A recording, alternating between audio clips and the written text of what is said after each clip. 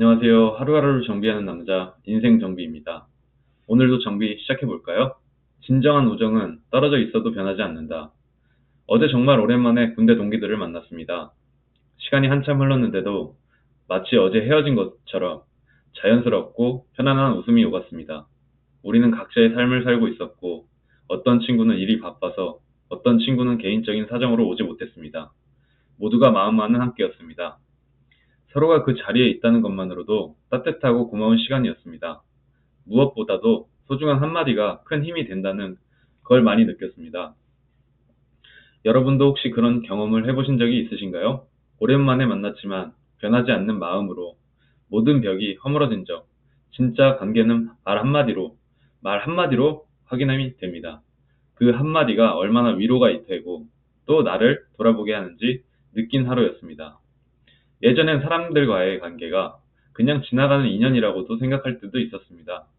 바쁘다는 이유로 아니면 내면의 불편함 때문에 멀어진 적도 있었죠. 하지만 이제는 생각이 조금 달라졌습니다. 누군가의 진심은, 누군가의 웃음은 또 나를 믿고 응원해주는 사람이었다는 것을 정말 값진 일이라고 생각합니다. 어제 동기 중 한 명이 이렇게 말을 했습니다. 너 요즘 예전이랑 조금 다르다. 표현이 많이 좋아졌다. 그 말이 너무 고맙고 울컥했습니다. 나도 몰랐던 나의 변화를 누군가가 알아봐주고 그게 얼마나 큰 에너지였는지 느낍니다. 진심으로 대화하고 솔직하게 표현하고 감정을 공유하는 건 어쩌면 내가 예전엔 두려워했던 일이었는데 지금은 좀 더 그 표현하는 일이 더 편해졌습니다. 이런 감정들도, 이런 깨달음들도 사실 내가 매일 독서를 하며 기록하고 또 이렇게 말로 꺼내보면서 정비한 결과예요. 그리고 저의 와이프가 저에게 많은 도움을 주었습니다. 말하지 않으면 정리가 안 되고 글로 남기지 않으면 금방 잊혀지니까요. 그래서 나는 매일 20분씩 책을 읽고 그것을 말로 풀어보는 루틴을 만들었습니다. 오늘도 나의 감정을 꺼내고 나의 변화를 다시 확인하며 진심으로 느낀 하루를 기록합니다. 여러분도 해보셨으면 좋겠어요. 소중한 사람에게 마음속 한마디 오늘 전해보는 건 어떠세요? 자, 그럼 이제 독서를 시작해 보겠습니다.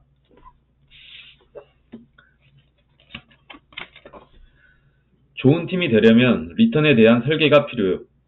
이번 장 마지막으로는 아이디어를 만들 때 좋은 팀을 만드는 방법과 거기에 이바지하는 동기부여에 관해서 이야기해 보겠습니다. 리더가 아무리 분투해도 팀의 힘을 끌어내지 못하면 헛수고로 끝나게 됩니다. 이번 장 전반부에서 이번 장 전반부에서는 심리적 안정감을 확보를 살펴봤습니다. 여기서는 프로젝트에 관한 팀원 각자의 동기부여를 높이려면 어떻게 해야 하는지를 제가 실천하고 있는 예를 통해 설명하고자 합니다. 제가 동기부여 설계를 할 때 중요시하는 점은 리턴에 대한 파악과 설계입니다. 제가 소속한 Q는 직원이 10명도 채 안 되는 작은 회사라 여러 조직의 구성원에 의한 프로젝트 팀으로 일하는 경우가 많습니다. 제가 프로젝트 오너가 되고서 최근에 도전하는 일이 있습니다. 그것은 모두가 기대하는 리턴을 프로젝트 킥오프 때 공유하는 것입니다. 업무에 대한 보상을 아무것도 공유하지 않으면 금전적인 보상밖에 가시화되지 않습니다. 사실은 금전적 보상 말고도 더 있을 텐데요. 그것을 명시하여 의식화하면 팀의 관계나 책임이 달라진다고 생각했습니다. 그래서 마음과 같이 리턴을 분해하여 각자가 어떤 리턴을 기대하는지 팀원들에게 적어보게 하고 있습니다. 파이낸셜 리턴, 금전적 대가, 그로스 리턴, 이 프로젝트를 통해서 어떻게 성장할 수 있을까? 커뮤니티 리턴, 이 프로젝트를 통해서 어떤 커뮤니티 동료가 될 수 있을까? 네트워크 리턴, 이 프로젝트를 통해서 어떤 새로운 동료와 연결될 수 있을까? 커리어 리턴, 이 프로젝트가 성공하면 경력 면에서 어떤 성과가 초래될까? 자신에게 어떤 태그가 달릴까? 놀리지 리턴, 이 일을 통해서 팀이나 개인이 어떤 지식을 쌓을 수 있을까? 해피 리턴, 이 일을 통해서 개인적으로 어떤 즐거움이나 행복을 느낄 수 있을까? 각각 대해서 어떤 리턴이 있을지를 팀원과 모두 열심히 공동 편집할 수 있는 온라인 파일에 쓰고 있습니다. Q에서는 노션이라는 앱을 사용하고 있는데 구글 슬라이드나 도큐멘트 미로를 사용해도 좋습니다. 다음 팀원이 무슨 내용을 쓰는지 볼 수 있게 하는 것도 중요하다고 생각하므로 공동 편집할 수 있는 것을 사용하는 것이 좋습니다. 예를 들어 그로스 리턴에서는 이 프로젝트를 하면서 관련 시장의 대안 분석을 위해 땡땡의 소프트웨어를 사용해 봤더니 점점 능숙해질 것 같았다라는 식으로 구체적으로 기대하는 점이나 느낀 바를 각각 작성해 나갑니다. 또 네트워크 리턴에는 지금 젊은이들 사이에서 주목받고 있는 이 디자이너와 함께 일을 했는데 다음에도 함께 일을 해보고 싶다라는 식으로 개개인 안에 있는 생각을 적어 나가는 것입니다. 그리고 그것을 한 사람씩 발표하여 공유합니다. 모두가 좋은 팀이라고 생각하는 것도 팀 차원에서 아이디어를 제안하는 데는 중요한 요소. 리턴 중 재미있었던 것은 리턴 중 재미있는 것을 꼽자면 해피 리턴이 아닐까 싶습니다. 일전에 도쿄 닌큐체에 본사를 둔 고객의 일을 할 때였는데 팀원의 절반 이상이 닌교초의 맛집 찾기라는 내용을 썼습니다. 그래서 리더인 저는 고객과의 대면 프레젠테이션이나 미팅 시간을 오후 1시 반이나 2시로 정하여 모두가 천천히 점심을 먹고 난 후 고객을 방문하는 형태로 일을 진행해 왔습니다. 이처럼 팀원이 각각의 항목에 대해서 어떤 리턴에 기대하면서 일하는지를 리더는 물론이고 팀원 전체가 파악하여 가능한 리턴을 이룰 수 있도록 한다면 팀원 전체가 그 일을 향해 더욱 힘차게 나아갈 수 있다고 생각합니다. 일을 킥오프 때만 하는 게 아니라 중간중간 되돌아보면서 방향을 수정하면 모두가 서로 아이디어를 내고 공유할 수 있다. 또 프로젝트 종료 시에도 이를 되돌아봄으로써 다음 프로젝트를 더욱 잘 해내기 위한 것으로 활용할 수 있다. 모두 좋은 팀이라는 생각이 들게끔 하는 것도 아이디어를 팀 차원에서 창출하는 데 매우 중요한 요소라고 생각한다고 거창하게 말하면서도 우리는 아직 시행착오를 겪고 있는 중입니다. 누구하고든 하루 만에 절친한 친구가 되는 방법. 고교 시절 수업 중에 갑자기 선생님이 이렇게 말씀하셨습니다. 여러분이 대학에 가면 꼭 절친한 친구를 만들었으면 좋겠습니다. 절친한 친구는 단순한 친구를 넘어 특별하게 자신을 이해해주는 세상에 둘도 없는 사람이라고 정의할 수 있다며 말씀을 이어나가셨습니다. 이제부터 절친을 하루 만에 만드는 방법을 알려주겠습니다. 라고 말입니다. 느닷없이 선생님 말씀에 모두가 동요했습니다. 방법은 매우 간단하다고 선생님은 이어서 말했습니다. 각자 6시간씩 서로 자기소개를 하면 된다. 라고 하며 그 방법을 자세히 설명하셨습니다. 되도록 시계열에 상대방의 정보를 알아냅니다. 단지 사건을 나열해서는 안 됩니다. 그때 어떻게 생각해서 어떻게 판단했는지, 그 결과가 어떻게 되었는지 자세하게 파고들어야 합니다. 머리에 떠오른 질문은 전부 던져보고 깊이 파고드는 게 중요하며 6시간은 그러기에 충분한 시간입니다. 그런 후에 상대방을 다른 사람에게 소개할 수 있으면 완성입니다. 그때는 아마 1시간 정도 될 거예요. 대학에 진학하며 상경한 저는 선생님 말씀이 머릿속 한구석에 있었으나 그 방법을 실천하는 일은 없었습니다. 그러던 어느 날 막 알게 된 친구가 마지막 지하철을 놓치게 제가 하숙하는 집에 재워달라며 찾아왔습니다. 그날 문득 선생님의 이야기가 떠올라 친구에게 말했더니 그 친구가 재미있다며 관심을 보였습니다. 일단 한번 해보자. 지금부터 시작하면 아침까지 한 사람에게 대해서는 가능할 것 같은데? 라며 매우 의욕적이었습니다. 그렇게 해서 먼저 친구의 얘기를 듣는 것에서부터 시작했습니다. 실제로 해보니 꽤 어려웠습니다. 6시간은 생각보다 길었습니다. 처음에는 친구의 얘기를 듣는 것부터 시작했습니다. 태어나서 맨 처음의 기억에서부터 18세 현재에 이르기까지의 얘기를 듣는데 1시간밖에 걸리지 않았습니다. 5시간이나 남았는데 그리고 또 한번 처음으로 돌아가 이것저것 깊이 파고들기 시작했죠. 초등학교 1학년 때 담임 선생님 성함은 어떤 성격이었나, 기억하는 에피소드가 있었는지, 학급 임원 활동은 했는지, 좋아하는 아이디어가 있었는지, 어떤 사람이었는지, 그때 기뻤던 일은, 슬펐던 일은, 국어는 잘했는지, 기억하는 이야기는 있는지, 수업 시간에 손을 들 때 무슨 생각을 했었지, 질문에 답하는 친구도 힘이 드는데 글쎄 어땠었더라? 라며 기억을 끄집어내면서 본인도 까맣게 잊고 있었던 것까지 자세히 이야기해 주셨습니다. 우리는 선생님이 알려주신 대로 먼저 친구의 6시간을 걸친 자기소개를 마쳤고 잠깐 자고 일어난 저의 자기소개서를 6시간 걸쳐 이야기했습니다. 체력 소모가 상당했는지 서로의 자기소개서를 마치자 친구는 자기 집으로 돌아갔고 선생님의 말씀이 정말 맞았다고 느낀 것은 친구와 서로 자기소개를 한 이후에 다시 만났을 때 내 얘기 좀 들어줄래? 라며 그가 고민을 털어놓았을 때 그의 프로세스가 손에 잡힐 듯 훤히 이해되더군요. 어차피 땡땡할 일인데 뭐 그렇게 신경 쓰고 그래? 라고 제가 말하자 친구가 눈을 동그랗게 뜨면서 어떻게 알았어? 라고 놀랐습니다. 그로부터 20년이 더 지난 지금도 그와는 절친한 친구로 잘 지내고 있습니다. 친구와 저는 서로 마음에 큰 변화가 있을 때 연락하곤 하는데 근황을 주고받다가도 서로 어떻게 알았어? 라는 말이 튀어나오곤 합니다. 이러한 경험이 지금 저의 일에 대한 자세에 영향을 미쳤다고 해도 과언이 아닙니다. 절친한 친구를 만드는 방법은 업무에도 응용할 수 있다. 제가 소속한 Q는 기업 철학의 연호화를 의뢰받은 경우가 많은데 그때 실마리가 되는 것이 바로 이 절친한 친구를 만드는 방법입니다. 먼저 시계열에 따라 기업 정보를 머릿속에 집어넣는다. 그리고 직면한 여러 가지 문제를 어떻게 대응해 왔는지, 그 결과는 어떻게 되었는지를 깊이 파고든다.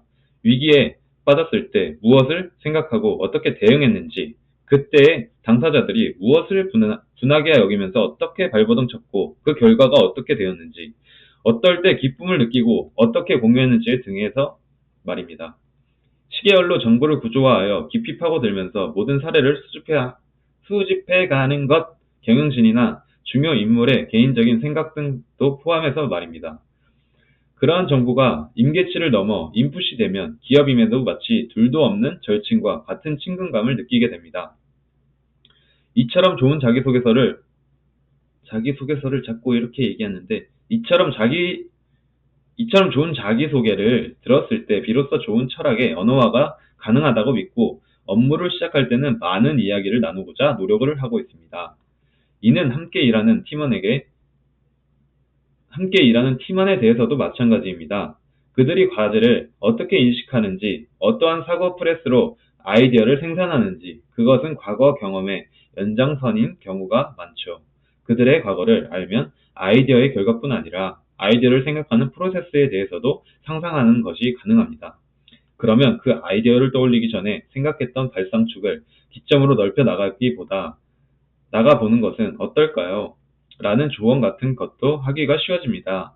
한 사람당 6시간은 힘들겠지만 어쨌거나 일을 하는 가운데 팀원의 생각이나 사고 습관을 잘 끌어내는 것도 좋은 아이디어를 창출하는 팀을 만드는 데는 매우 중요한 일입니다.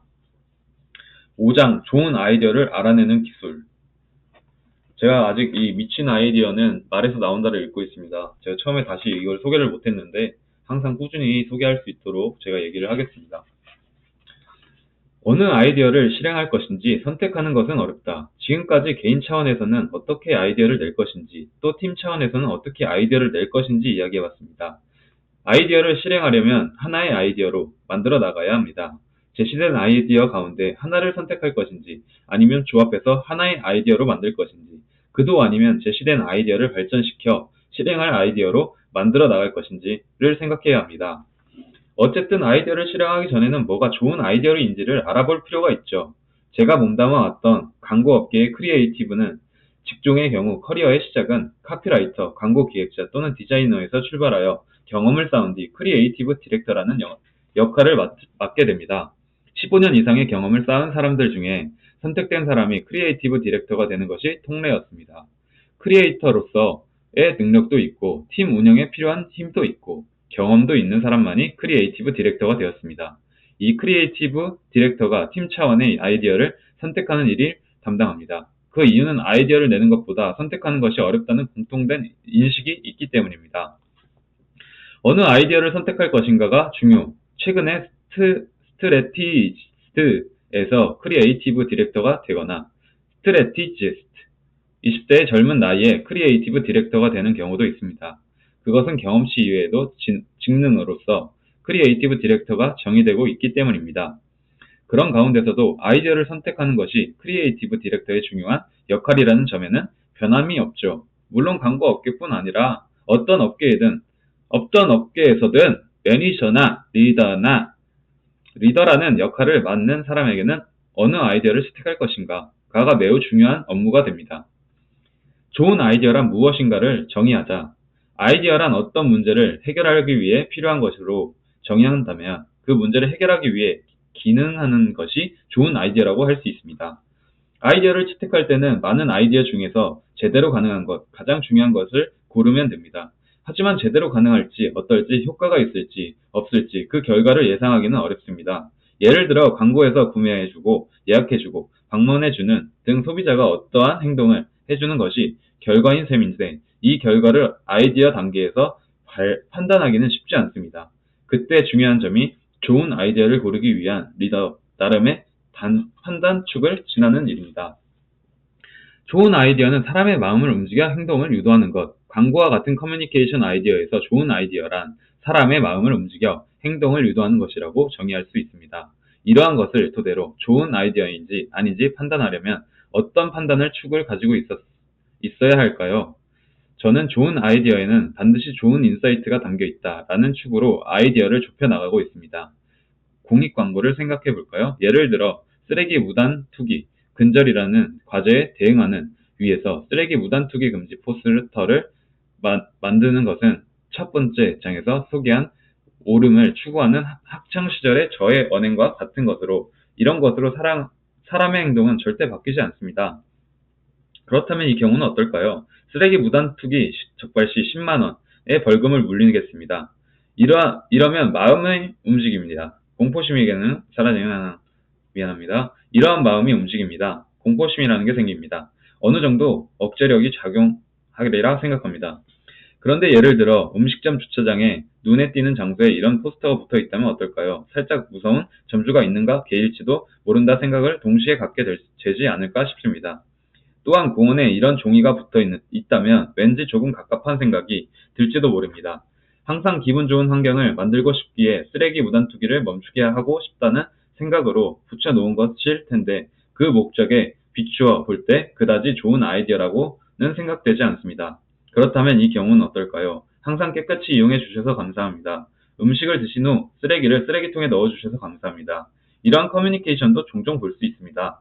모두가 환경을 생각해야 하는 당사자임을 의식하게 만드는데 성공했다고 생각합니다.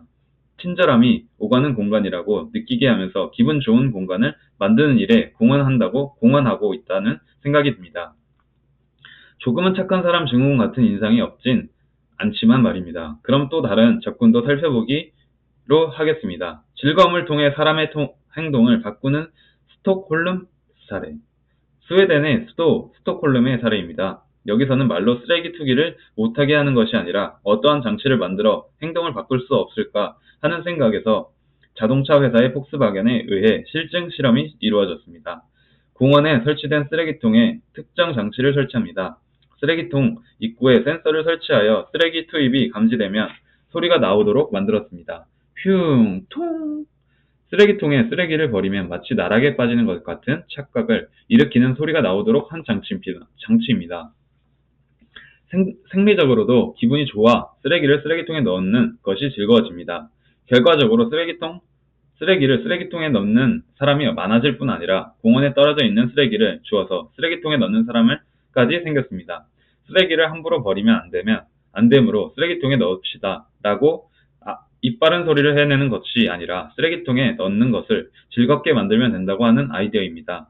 이것을 재미이론, 즐거움을 통해 사람의 행동을 바꾸는 이론이라고 이름 붙이고 심리적으로 해야 한다고 생각하지 못했던 행동에 응용할 수 있도록 한 것입니다. 이 가설을 토대로 다양한 실증 실험이 진행되었습니다. 세계에서 가장 바닥이 깊은 쓰레기통 입니다. 에스컬레이터를 사용하기보다 건강을 위해 계단을 사용하는 것이 좋다는 의견에 따라 계단에 센서를 설치해 피아노 소리가 나도록 했습니다. 또한 쓰레기 분리수거는 인베이더 게임처럼 바르게 분리하여 버릴 수 있도록 게임으로 만들었습니다. 이를 앞서 좋은 아이디어로 정의한 사람의 마음을 움직여 행동을 유도한다 라는 내용에 적용해 보면 다음과 같이 말할 수 있습니다. 사람의 마음을 옳음이 아닌 즐거움으로 사람의 마음을 옳음이 아닌 즐거움으로 움직여 해야 한다고 생각하면서도 실행하지 못한 행동을 유도한다. 사람의 마음을 옳음이 아닌 즐거움으로 움직여 해야 한다고 생각하면서도 실행하지 못한 행동을 유도한다. 커뮤니케이션 영역 이외에도 응용할 수 있을까? 그렇다면 커뮤니케이션 영역 이외에서는 어떨까요? 상품이든 서비스든 말 활성화든 조직 활성화든 사람이 관여하는 아이디어의 기본은 같다고 생각합니다. 물론 가장 연비가 좋은 엔진을 만든다. 비용을 압도적으로 절감하는 생산 프로세스를 만든다. 실내 공기를 건조하게 하지 않는 에어컨 난방 시스템을 만든다. 등은 사람의 마음과는 상관없이 이를 실현할 수 있는 아이디어야말로 좋은 아이디어일 것입니다. 하지만 이러한 발명도 그 대부분은 사람이 이용하기 위한 것입니다. 아무리 멋진 아이디어라도 사용하지 않으면 세상에 없는 것이나 다름없습니다. 그렇게 생각하면 어떤 과제에서든 사람의 마음을 움직여 행동을 유도한다라는 것과 마주해야 합니다. 좋은 아이디어에는 반드시 좋은 인사이트가 담겨 있습니다. 조금 더 얘기해 보겠지만 지금까지 좋은 아이디어란 결과에 대해서 어느 것이 가장 제대로 기능하는지를 선택하는 작업이라고 말해왔습니다. 이는 진짜의 진짜를 발견하는 작업이라고도 할 수 있죠. 좋은 아이디어를 선택할 때는 단순히 구조적으로 옳은 것을 고르기 쉬운데 그건 아니라고 생각하죠. 철저하게 소비자나 사용자의 관점에서 아이디어를 선택해야 합니다.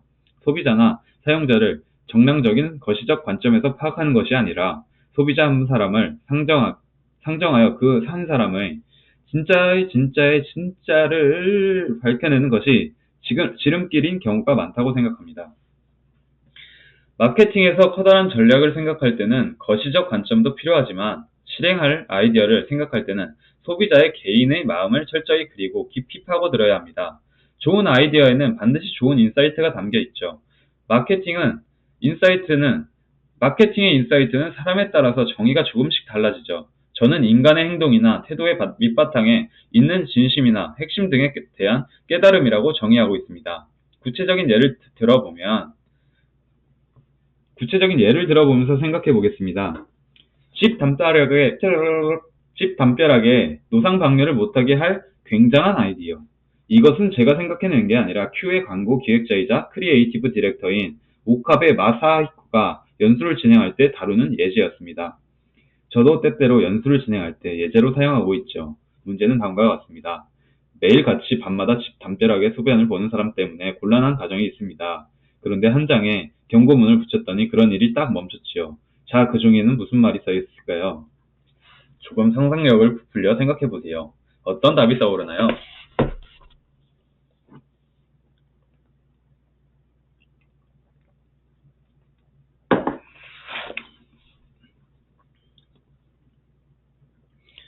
노상 방뇨를 멈추게 한 획기적인 아이디어란 제가 진행하는 강의에서 이 질문을 해봤습니다. 어떤 대답이 돌아왔을까요? 감시 카메라 작동 중 푸짐막한 신사 도리, 일본 신사의 경내로 들어가는 입구를 나타내는 의식적인 관문, 그림을 붙여놓기. 벌금 10만엔, 여기서 살인사건이 있었습니다. 노상 방뇨로 인해 나무가 죽었습니다. 다채로운 아이디어가 나왔습니다. 이 아이디어들의 효용을 인정하면서도 저는 모범 답은 따로 있지 않을까요? 하고 묻습니다. 그 답은 그림 34와 같습니다. 가까운 곳에 공중 화장실이 있습니다. 100m.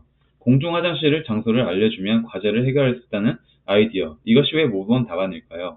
여기서 주목해야 할 점은 노상 방뇨를 하는 사람도 사실 가까이 화장실이 있다면 당연히 화장실의 볼일을 보고 싶을 텐데 화장실이 안 보여서 사람 눈에 안 띄는 곳을 찾아 해결을 하려는 심리에 의한 행동이다. 에 초점을 맞추고 있다는 사실입니다. 이 아이디어에는 행동을 바꿔놓고자 하는 상대의 집주인을 곤란하게 하려는 나쁜 사람이 아니라 자신의 행위가 나쁘다는 사실을 알면서도 부득이한 상황으로 인해 어쩔 수 없이 그런 행동을 하는 것이라는 깨달음이 있습니다. 그야말로 타깃이 인사이트에 대한 발견이 있는 것입니다. 이러한 깨달음이 없는 앞서 언급한 아이디어들은 어떨까요? 좋지 못한 행동임을 알지만 어쩔 수 없다며 경고문도 무시한 채 담벼락에 소변을 보거나 또는 여기서 소변을 봐서는 안 되는데 하고 그만둘 수 있겠으나 부득이한 상황이라는 사실에는 변함이 없으므로 사람들 눈에 띄지 않는 다른 장소를 찾아 이웃집 벽이나 다른 쪽 벽에 소변을 보지 않을까 싶습니다. 이래서 인사이트가 중요하다는 말입니다. 좋은 아이디어에는 반드시 좋은 인사이트가 담겨 있다고 말해도 과언이 아닙니다. 부정적인 것도 형태를 바꾸면 긍정적인 것으로 바뀐다. 인사이트는 부정적인 것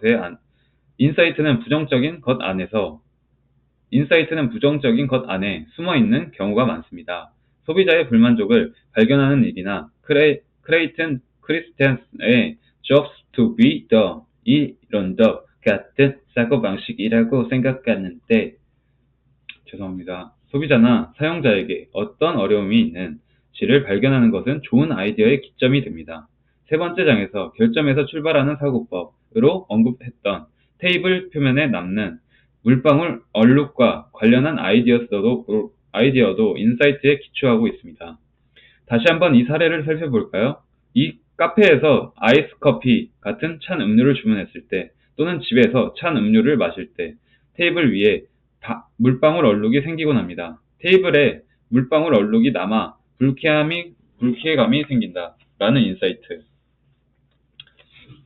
저는 카페 같은 곳에 저도 모르게 테이블 표면에 묻은 물방울을 물수건으로 닦아내거나 티슈컵 아래 끼는 경향이 있습니다. 이처럼 무의식적으로 하는 행위에 대해서 스트레스 상태임을 알아차리고 언어화할 수 있다는 것이야말로 좋은 아이디어의 토대가 되는 인사이트를 발견이라고 말합니다. 컵에 맺힌 물방울이 테이블 위에 떨어진 불쾌감이 생긴다. 이러한 인사이트를 발견했을 때 어떤 아이디어를 좋은 아이디어로 채택할 수 있을까요? 하나는 두말 필요도 없이 물방울이 묻지 않도록 한다라는 것이 대안 아이디어입니다. 그림 36과 같이 컵을 이중 글라스로 하여 애초에 물방울이 묻지 않도록 하는 방법을 생각할 수 있습니다. 이것도 좋은 아이디어라고 생각합니다. 물방울이 묻지 않게 하기.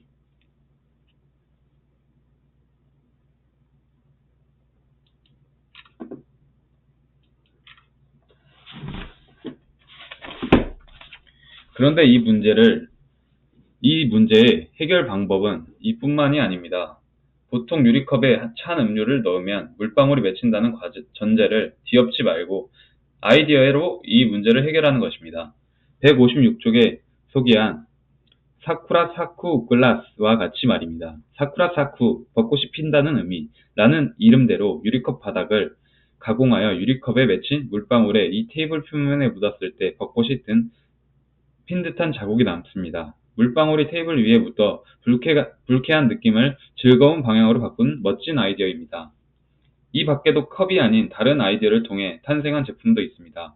바로 컵 받침을 새롭게 개발한 것이었죠. 본래 컵 받침은 테이블에 물방울이 묻는 것을 방지하는 용도로 사용됐습니다. 하지만 종이 체질의 컵 받침을 컵을 들어 올릴 때 함께 딸려오다가 도중에 테이블 위로 툭 떨어지거나 물방울로 흠뻑 젖는 등 본래 스트레스 해소를 위한 것이 오히려 새로운 스트레스가 생기는 결과를 만듭니다. 그래서 그림 37의 상품과 같이 물과 가장 궁합이 좋은 소재를 찾아내어 물에 강하고 물을 튕겨내고 아무리 젖어도 모양이 망가지지 않는 소재인 타일을 이용한 컵받침이 만들어졌습니다. 유리컵에 둘러붙지 않을 뿐 아니라 욕실 벽처럼 물에 젖어 있는 상태를 고려하여 만들어진 소재는 젖어도 모양이 망가지지 않고 오히려 예쁘게 느껴진다고 하는 이 아이디어도 훌륭하다고 생각합니다. 물에 젖어도 모양이 망가지지 않는 컵 받침이라는 아이디어. 어떤가요? 소비자 시선으로 이 세 가지의 아이디어를 검증해보면 모두 정답이라고 할 수 있습니다. 그 이유는 세 가지 모두 인사이트가 제대로 담겨있기 때문입니다. 이처럼 견고한 인사이트는 유일한 정답이 있는 게 아니라, 그러므로 사고를 유연하게 하여 다양한 관점에서 인사이트를 가설을 세울 필요가 있습니다. 그러기 위해서라도 인사이트를 발견하는 힘을 단련해 나가야 합니다. 오늘의 책은 여기까지 읽겠습니다. 이런 인사이트를 서로 공유하면서 저의 생각을 생각해 보겠습니다. 저로 말하자면 제가 쇼핑몰을 하나 운영하고 있습니다. 제 직업과 관련된 쇼핑몰인데요. 이 쇼핑몰을 운영하면서 제가 하는 방식대로, 그냥 내가 생각한 대로, 그냥 내가 배운 대로 그냥 조금씩 활용을 하면서 이렇게 물건도 올려보고 상세 페이지도 작성을 해봤는데, 그런 게 또 이 인사이트를 보니까 내가 그걸 진짜 제대로 전달했을 수 있을까? 내가 창작을 했고 내가 만들었고 하는 물건도 있지만 그런 물건이 아니더라도 이것을 갖고 옴으로써 이것을 제대로 전달해서 이걸 어떻게 사용하고 어떻게 이해하고 어떻게 수익화할 수 있을지 그것을 또 여러 방면으로 설명을 하면 좋을 것 같습니다. 이렇게 전화가 왔네요. 죄송합니다. 제가 일단 오늘의 독서를 마치고 이렇게 저의 간단한 생각을 이야기해 보았습니다. 앞으로 이렇게 좋은 시간을 계속 꾸준히 가지면서 좋은 방향으로 제가 늘 발전할 수 있는 하루하루를 꾸준히 발전할 수 있는 인생 정비가 되겠습니다. 하루하루를 정비하는 남자 인생 정비였습니다. 감사합니다.